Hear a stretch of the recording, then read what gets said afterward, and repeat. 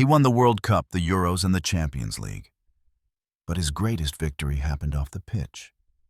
This is a story you need to hear, so make sure you subscribe and hit that notification bell, because Legends of Football League is diving deep. In the thundering world of modern football, a universe of screaming headlines, of astronomical transfer fees, and of gladiatorial combat watched by billions. Every now and then, a figure emerges who just transcends the noise. They are the players who play the game not just with their feet, but with their entire soul, with their heart, and with their mind. They are the ones who remind us that behind the multi-million-dollar contract and the iconic jersey, there is a person, and behind that person, there is always a story. Juan Mata Garcia is one of those rare figures. His story is not the classic tale of a rags-to-riches prodigy who clawed his way out of poverty. It's not the saga of a physical marvel, a giant who dominated opponents with sheer brute power. No, the story of Juan Mata is a quieter, more elegant symphony. It's a narrative woven with the finest threads of intelligence, of breathtaking technical grace, of profound humility, and of a deep abiding understanding that football, for all its passion and all its glory, is a part of life, not the entirety of it. This is the story of a boy from the green hills of Asturias who became a world and European champion, a conqueror of Europe, with 2 different rival English clubs, and perhaps most importantly, the leader of a global movement that seeks to change the world through the beautiful game. This is the story of El Mago, the magician, the gentleman of football. Born on April 28, 1988, in the small town of Vilafranca Montes de Oca, Burgos, Juan Mata's destiny felt like it was written in the stars, intertwined with football from his very first breath. His father, also named Juan Manuel Mata Rodriguez, was a professional footballer, himself a spirited, determined forward who laced up his boots for local clubs like Burgos CF and Real Oviedo. You see, football wasn't just a sport in the Mata household. It was the language they spoke. It was in the very air they breathed, it flickered on the television screen, and it pulsed in their blood. Young Juan spent his most formative years in Oviedo, the proud capital of the picturesque Principality of Asturias in northern Spain. It was here, surrounded by rolling green hills and a culture of fierce resilience, that his own love for the game truly blossomed. He didn't just inherit his father's name. He inherited his undying passion. From the tender age of 3, football was his most constant and loyal companion. While his father, the pro, instilled in him the discipline, the focus, and the sheer dedication required to make it, it was Juan's own innate intelligence that truly set him apart. He just saw the game differently. While the other kids were consumed by the simple joy of running and shooting, young Juan was already seeing the invisible architecture of the pitch.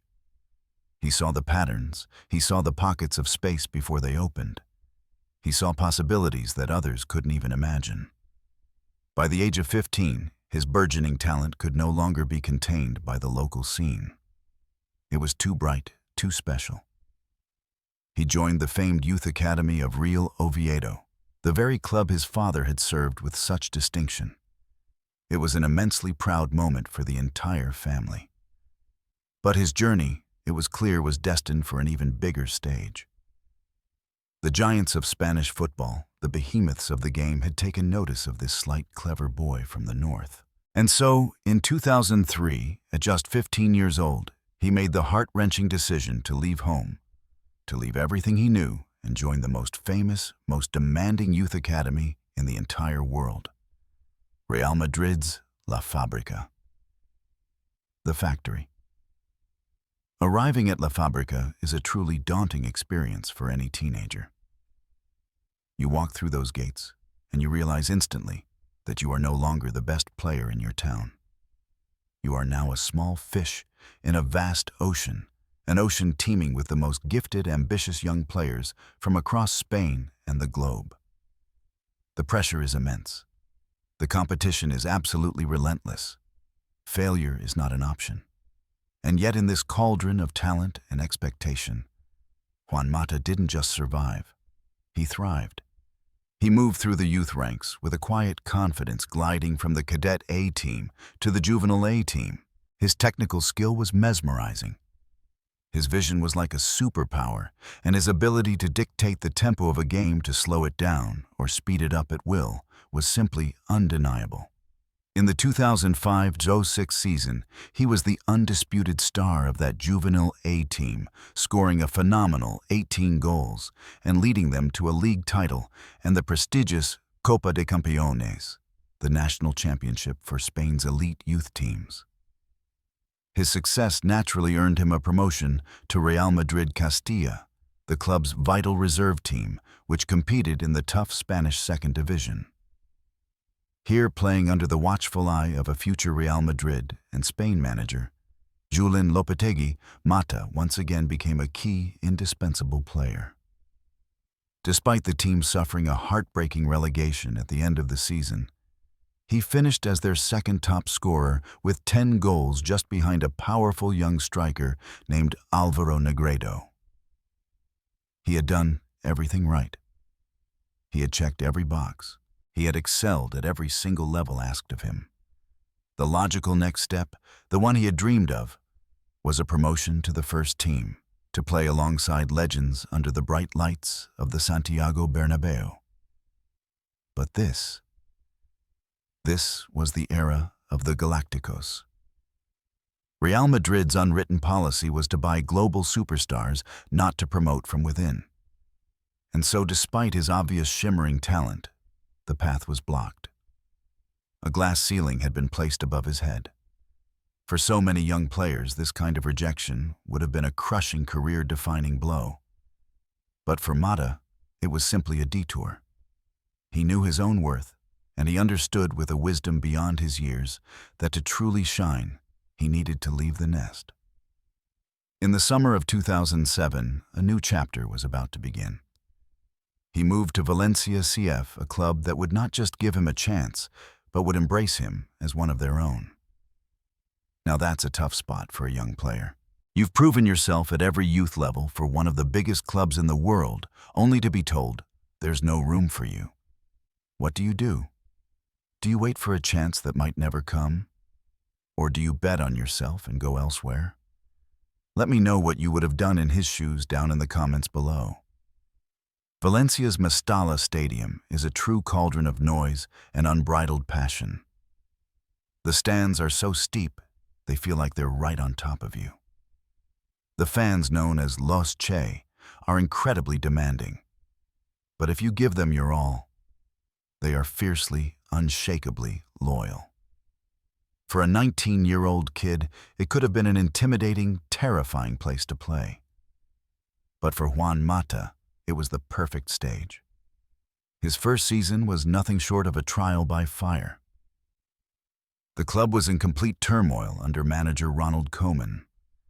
Established club legends were being frozen out, and the team was in an absolute freefall, flirting dangerously with relegation. It was chaos. And in this chaos, Koeman turned to the youth. Mata, alongside other future superstars like the brilliant David Silva and the lethal David Villa, was given his opportunity. And he seized it with both hands. He became a central driving figure in the team's remarkable, defiant run in the Copa del Rey. He scored crucial goals, including 2 in the semi-final against a legendary Barcelona side that featured Messi, Eto'o, and Henry. Then, in the final against Getafe, it was Mata who opened the scoring, the teenager stepping up on the biggest stage, helping Valencia secure a famous 3-1 victory and lift the trophy. In a season of utter league despair, he had delivered a shining beacon of hope, his very first major honor in senior football. Over the next 4 years, Mata transformed from a promising youngster into one of La Liga's premier attacking midfielders. He formed a scintillating, almost telepathic partnership with Silva and Villa. They were a trio of small, technical, and supremely intelligent players who terrorized defenses across Spain with their fluid movement and incisive defense-splitting passing. And Mata was the conductor of the orchestra. He played with a calm, serene authority, his left foot a wand that could unlock any defense. He scored goals, he created countless assists, and he became the creative beating heart of the entire team.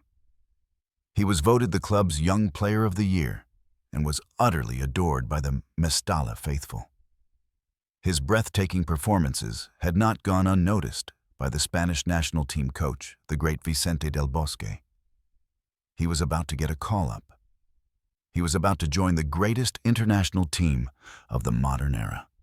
To be a Spanish attacking midfielder in the late 2000s and early 2010s was both a blessing and a curse. The blessing, of course, was being part of a golden generation. A squad of such breathtaking historic talent that it would go on to conquer the entire world. The curse, the competition. With names like Xavi, Iniesta, Silva, and Fabregas for company, earning a starting spot was a near impossible task. Mata made his senior debut for Spain in 2009 and was selected for the 2010 FIFA World Cup squad in South Africa. While he only made one appearance in that tournament, the experience itself was transformative. He was part of that history-making squad training every single day, with living legends absorbing the winning mentality, feeling what it took to be the best. When Andrés Iniesta fired home that unforgettable winning goal in the final against the Netherlands, Juan Mata was there on the pitch, celebrating as a world champion. 2 years later, at UEFA Euro 2012, his role was more prominent. He was a key part of the squad that stormed its way through the tournament, playing that beautiful, hypnotic football. And in the final against Italy, Spain produced one of the most dominant, flawless performances in football history. Mata came on as a late substitute, and with his very first touches of the ball, he coolly slotted home the fourth and final goal in a 4-0 demolition. He had scored in the final of the European Championship. At just 24 years old, Juan Mata had won the Copa del Rey, the World Cup, and the European Championship. He had proven himself as a star in one of Europe's top leagues. A new challenge beckoned, one that would take him to the fast-paced, brutally physical world of the English Premier League. In August 2011, Chelsea Football Club came calling. Chelsea in 2011 was a club of superstars, a team of powerful athletic gladiators, built to win at all costs. Some critics questioned whether the diminutive technical Mata could possibly adapt to the raw physicality of English football. They needn't have worried. From the very moment he stepped onto the hallowed turf at Stamford Bridge, he was a complete revelation. He scored on his debut and immediately became the creative fulcrum of the entire team. The fans fell in love with him instantly. They called him Johnny Kills, and they marveled at his uncanny ability to find space where there was none to see passes that nobody else in the stadium could see. He was a splash of Spanish artistry in a sea of Premier League power. He finished his very first season as Chelsea's Player of the Year, a remarkable achievement for a newcomer. But the best, the absolute best, was yet to come. That season, Chelsea embarked on an improbable, logic-defying fairy tale run in the UEFA Champions League. Under interim manager Roberto Di Matteo, they overcame a daunting 3-1 first-leg deficit to beat Napoli. They dispatched Benfica, and then they produced a heroic backs-to-the-wall defensive display to eliminate the mighty, all-conquering Barcelona. The final was in Munich, against Bayern Munich, in their own stadium. It was David against Goliath. Bayern dominated the match from start to finish, and finally, they took the lead late in the game. Chelsea's dream, it seemed, was over. But in the 88th minute, Chelsea won their first corner of the entire match. Mata, the man for the big occasion, the creative spark, stepped up to take it. The weight of the world was on his shoulders. He whipped in a perfect, vicious, in-swinging delivery. And Didier Drogba rose a titan among men and powered a header into the back of the net. An explosion of blue in a sea of red.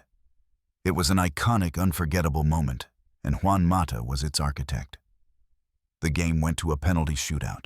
Mata, utterly exhausted, bravely stepped up to take Chelsea's first penalty, and he saw it saved. The despair was etched on his face. He buried his head in his hands. But fate on that night had other plans. Petr Cech produced heroics in goal, and Drogba, of course, scored the winning penalty to crown Chelsea the kings of Europe for the very first time in their history.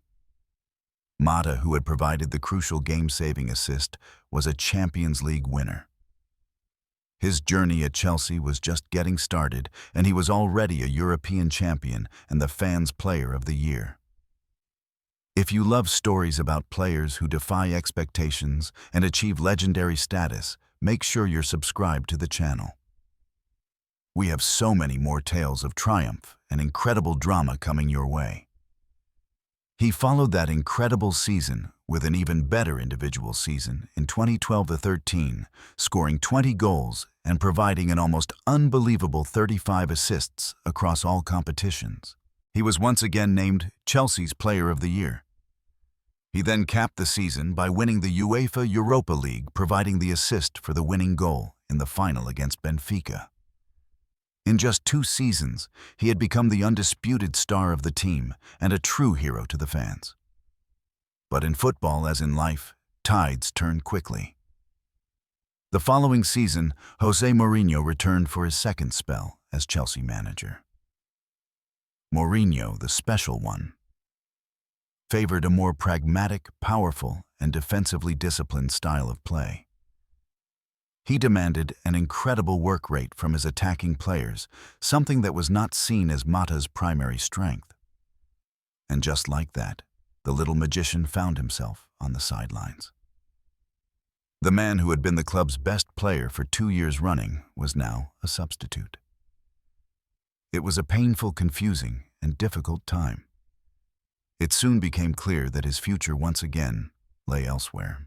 And in January 2014, in a move that shocked the world of English football, he joined Chelsea's great rivals, Manchester United. Manchester United was a club in crisis. The legendary Sir Alex Ferguson had retired, and his successor, David Moyes, was struggling badly. The team lacked creativity, it lacked a spark. The signing of Juan Mata for what was then a club record fee was a massive statement of intent. He arrived at the training ground by helicopter, a symbol of hope for the beleaguered, desperate fans.